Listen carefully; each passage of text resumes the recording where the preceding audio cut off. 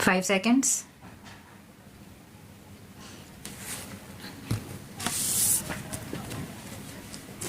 Mr. Deputy Chairman, Sir, I support this bill.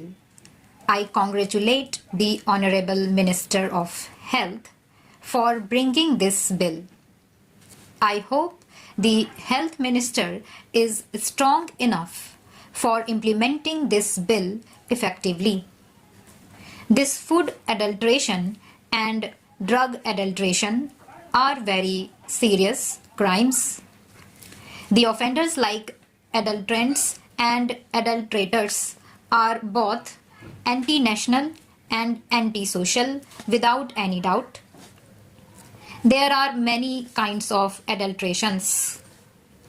There are factories running for the manufacture of small stones in some towns. These factories are producing small stones to be mixed with rice. I have been affected by it. Many people in India are affected by it.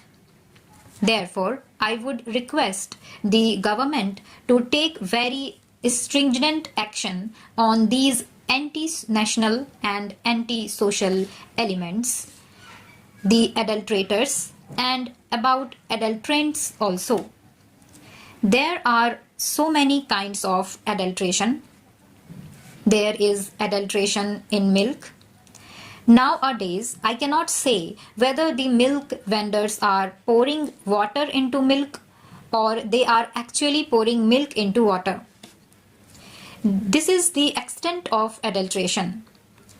I have seen it in many cities and also in villages. There is adulteration in tea leaves and in coffee powder. There is adulteration in mutton by mixing beef. There is adulteration in ghee. You are all aware of these things. There is adulteration in cold drinks also. Adulteration is no doubt a serious crime. It should be out to a stop by the government under these special circumstances, under the present government. I would like to ask the Honorable Minister to advise the governors in the states to implement the provisions of this bill very strictly and to punish adulterators in rice and in many essential commodities. Even in drugs, there is adulteration. Many children, men, and women are killed on account of large-scale adulteration, but the action is very poor. The baby food is also adulterated. In the case of drugs, I would request the Honorable Minister to bring an amendment in the Drugs Act to punish severely the adulterators in drugs, to give the maximum punishment of death sentence to the offenders under the Drugs Act for killing human beings. As my honorable friend very correctly pointed out, the adulteration is not an offense which is suddenly committed by these people. It is done in a pre-planned manner with an ulterior motive, with bad intentions, and with most criminal intentions. Even ordinary murderers under Section 302 of the IPC are given death sentence. I hope when a case is detected, tried, and proved of a grave act of adulteration, then the punishment must be definite, heavy, and exemplary, because unless the punishment is exemplary, it will not act as an effective deterrent. I would like to say a few words about voluntary agencies, social organizations, and public-spirited men and women have a great part to play in all these spheres, and I hope the government will do everything in their power to see that voluntary agencies and the public spirited individuals are given all encouragement and assistance, because although the state's hands is bound to be and must be a watching hand on checking the evil, and it has to be a helping hand, the responsibilities must be greater and stronger.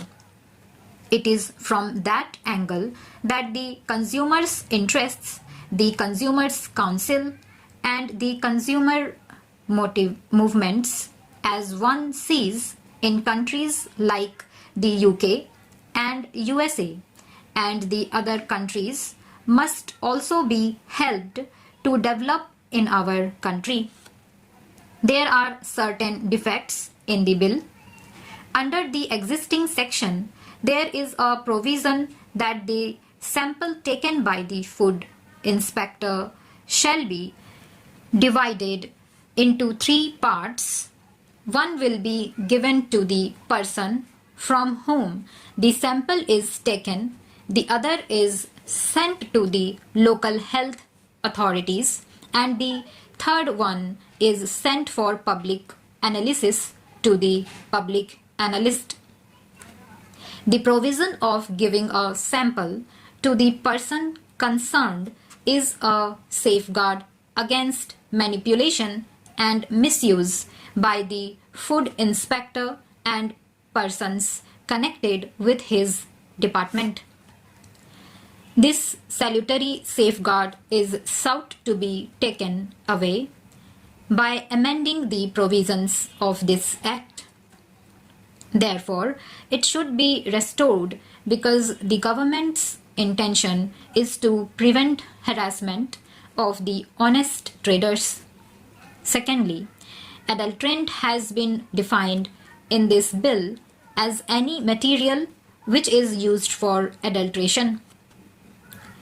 That has not been defined in this bill at all. Only adulterated article and adulterated food have been defined, and even if water is mixed with milk, then water is used as an adulterant for adulteration of milk.